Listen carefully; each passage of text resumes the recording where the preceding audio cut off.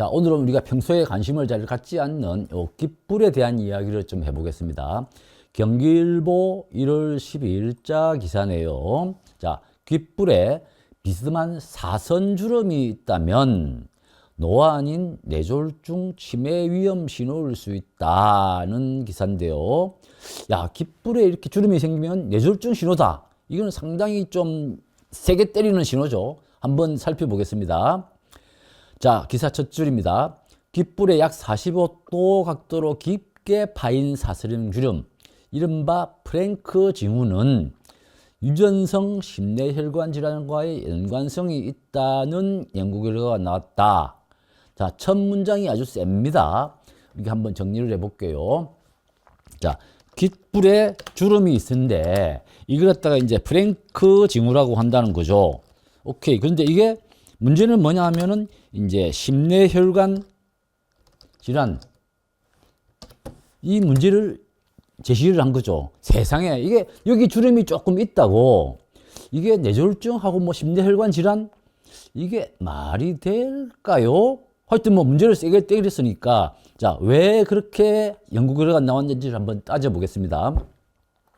분당 서울대병원 정신건강의학과 김기훈 교수팀이 세계 최초로 3D 뇌 MRI에서 프랭크 징후를 자동으로 탐지하는 인공지능 모델을 개발하고, 이를 통해 프랭크 징후와 유전성 뇌소혈관 손상 정도 간 연관성을 규명한 연구 결과를 10일 발표했다.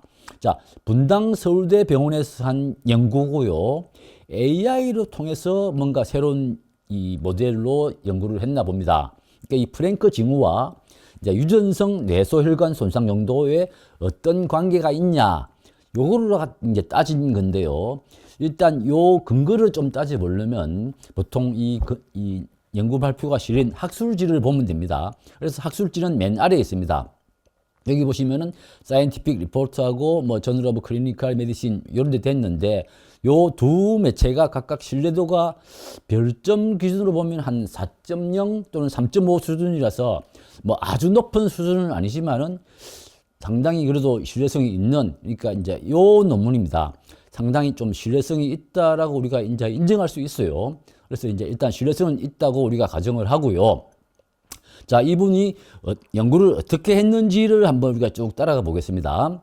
자, 프랭크 징후라는 게 일단 뭐냐, 이거부터 우리가 좀 알고 가야죠. 프랭크 징후가 뭐냐면 깃불에 약 45도 각도로 비스듬히 파인 주름을 말한다. 그러면 45도가 아닌 주름은 프랭크 징후가 아닙니다. 그러니까 이제 이게 중요해요. 좀 깊게 파여야 되고 45도 각도로 파여야 되는 게 중요한데, 이것을 처음 발견한 사람이 1973년 미국 의사 샌더스 프랭크라는 의사가 협심증 환자에게서 이게 자주 보이더라라는 것을 처음 보고 하면서 이제 프랭크 증후군이라는 이름이 붙었다는 거죠. 오케이, 이건 알겠어요. 그러면 이 프랭크 징후가 도대체 뭐냐는 데 대해서 이제 한번 따져봐야 됩니다. 과거에는 단순한 노화 현상으로 여겼지만 최근에는 심근경색, 뇌졸중, 혈관성 치매 등 심뇌혈관 질환과의 연관성이 제기되며 전신 혈관 상태를 가늠하는 보조적인 지표로 주목받고 있다. 뭐 마저를 볼게요. 다만 혈관성 질환 환자에게서 프랭크 징후가 빈번하게 나타난다는 상관관계만 확인했을 뿐 뚜렷한 인과관계나 발생 기증은 아직 발생되지 않았다라는 거죠.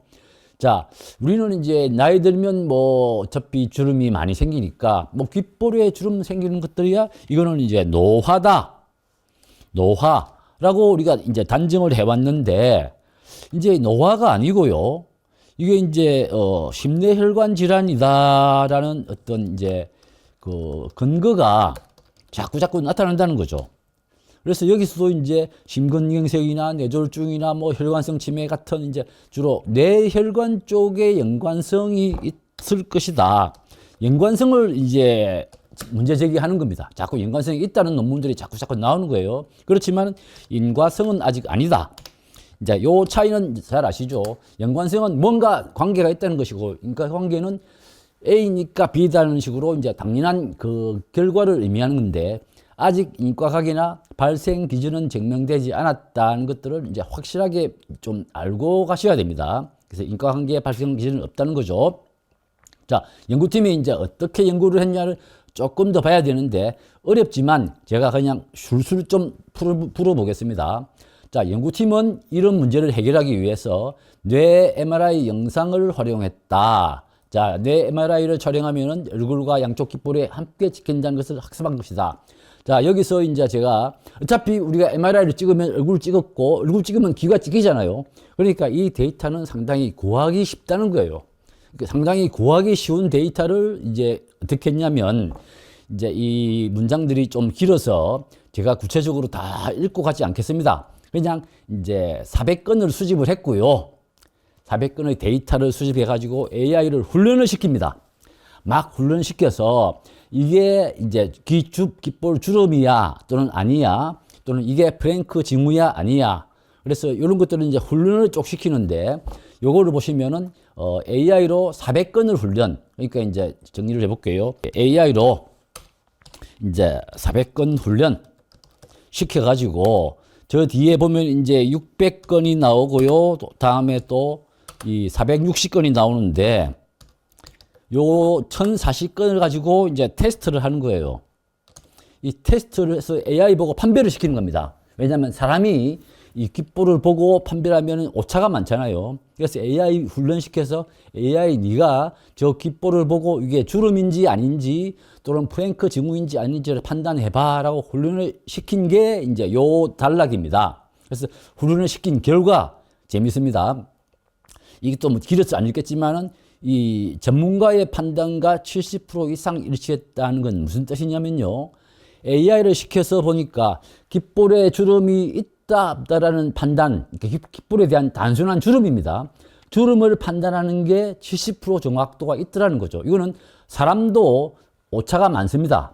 그래서 AI가 70%라는 것은 굉장히 좀 높은 수치라고 할 수 있어요. 왜냐하면 우리가 귓볼의 주름이라는 게 이제 나이 들어서 생길 수도 있지만 뭐 긁혀서 생길 수도 있고 또는 뭐 귀걸이 해가지고 이렇게 구멍 나서 또 뭐 생길 수도 있고 여러 가지 상황으로 이제 주름이 생기는데 그 주름의 상태를 70% 정도까지 정확하게 잡아낼 수 있다는 게 이제 이번에 확인한 거고요. 두 번째는 그 징후에 대해서 이게 정말 프랭크 징후이냐 아니냐를 또 판별해야 됩니다. 일단 주름이 있다 없다는 걸 확인하는 게 70%고 그다음에 이게 프랭크이냐 아니냐는 걸 판단하는 게 이거는 90%라는 거죠. 그러니까 상당히 정확도를 높인 AI를 개발했다는 게 이번 연구팀의 성과예요. 자, 다시 이걸 쉽게 말씀드리면은 우리가 이제 프랭크 징후라는 걸 판단할 때 의사가 환자의 귓볼을 보고 아 이게 많이 파였고 45도네요 하면 의사마다 다 판단 기준이 다르잖아요. 또 이런 걸 무시하는 의사도 있을 텐데 이 AI는 그냥 한번 찍으면 아 이 사람의 귓볼 주름은 프랭크 징후일 가능성이 몇 프로입니다 라는 것들을 바로 진단할 수 있다라는 이런 AI를 만들었다고 보시면 되겠습니다. 자, 그러면 이 결과가 뭐냐는 것에 대해서 이제 김기훈 교수가 이야기합니다. 김기훈 교수팀은 이번 연구를 통해서 논란을 거듭해온 프랭크 징후가 단순한 노화 지표가 아니라 이제 본론 이야기입니다. 유전성 뇌소혈관 손상 정도를 객관적으로 반영한다는 과학적인 근거를 제시했다. 자, 이게 조금 이제 소름 돋는 이야기입니다. 자, 뭐 사람이 그동안 조사를 쭉 해서 이게 이제 어떤 프랭크 징후고 이게 심뇌혈관의 신호가 된다는 것들을 주장을 막 해왔는데 이번 연구 결과는 뭐냐면 인공지능을 해보니까 그 결과가 값이 상당히 신뢰성 있게 나오더라는 거죠. 다시 말씀드리면 AI 테스트 해보니까 이 신뢰성이 상당히 높다. 이제 이런 결론이 나온 게 이제 이번 김기훈 교수가 과학적인 근거를 제시했다는 거죠. 자, 그러면 이제 겁이 좀 많이 납니다. 사실 저도 귓볼에 주름이 있습니다. 이게 45도인지 아닌지는 제가 판단하기 힘들고요. 또 이게 프랭크 징후만큼 또 깊게 파였는지 안 파였냐는 것도 제가 판단하기는 어려운데 일단 귓볼에 주름이 있는 사람들은 다 겁이 날 겁니다. 또 나이 드신 분들 귓볼이 통통하면서 접힌 분들이 제법 있거든요. 제 주변에도 제가 많이 보는데 이런 분들이 이런 기사를 보면은 아니 그러면 내가 앞으로 뇌졸중이나 심뇌혈관이 생길 수 있다, 질환이 생길 수 있다는 그런 걱정 때문에 오히려 스트레스를 받을 수 있는데 이에 대해서 이제 김 교수 팀이 조금 더 안심시켜주는 이야기를 합니다. 자, 다만 김 교수 팀은 프랭크 진후만으로 질환을 진단할 수는 없다. 아까 이제 연관성이지 인과성이 아니라고 그랬잖아요. 다른 혈관 질환 위험 인자가 있다면 이제 귓볼 주름이 추가적인 신호가 될 수 있다라는 이제 요 이야기거든요. 그러니까 이제 다른 혈관 인자가 뭐냐면 예를 들어서 내가 이제 평소에 좀 고혈압이나 심뇌혈관이 좀 있다거나 또는 이제 유전적으로 우리 가족력이 좀 그런 게 있다면 그리고 내가 귓볼이 많이 파였다 그러면 좀 이제 이 조심해서 한번 의사의 상담을 받아보라라는 요 주장이에요. 자, 그러면은 이제 우리가 좀 고민해 봐야 될 게 뭐냐면 귓볼 주름 이게 말입니다. 이 혈관과 어떤 관계 도대체 이 심뇌혈관 질환에 있어서 귓볼 주름이 왜 여기에 접히냐 이게 혈관 질환하고 무슨 관계가 있냐 요 문제에 대해서는 아까 기사에서도 근거를 찾기 어렵다 아직까지는 밝히지 못했다고 이야기했기 때문에 우리가 하여튼 궁금하지만 기사로 또는 논문의 한계로서는 여기까지입니다.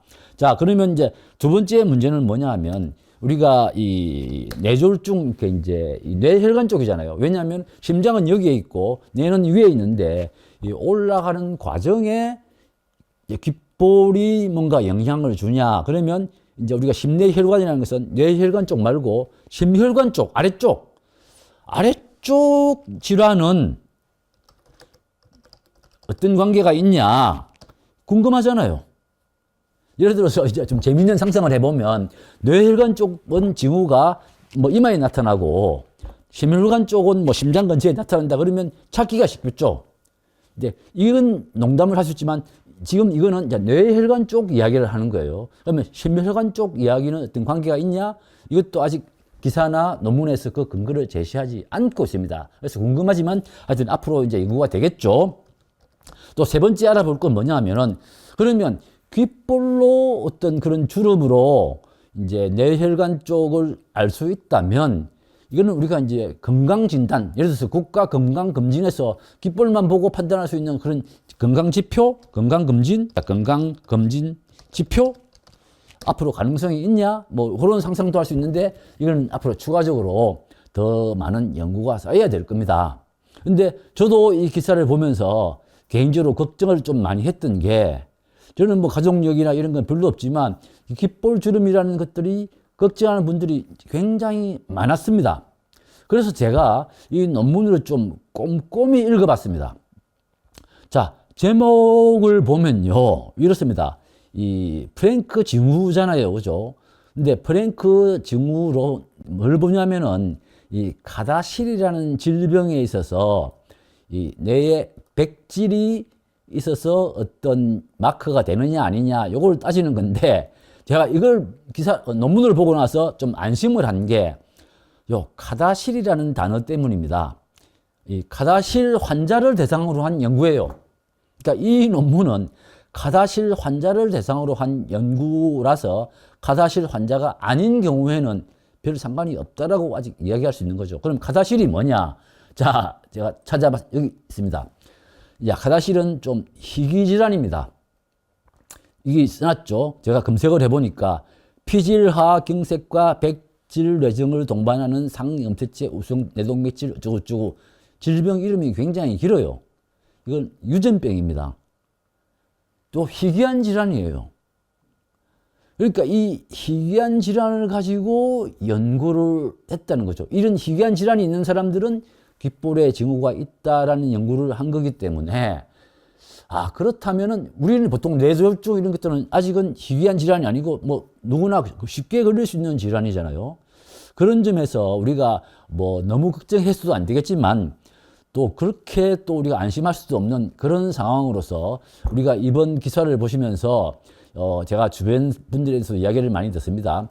귓볼에 주름이 있으면 뇌졸중을 조심하라라는 이런 이야기를 많이 듣는데 적당히 뇌 건강에 도움이 되도록 들으면서 또 지나치게 좀 걱정을 하실 필요는 없지 않냐 뭐 그런 생각이 좀 듭니다.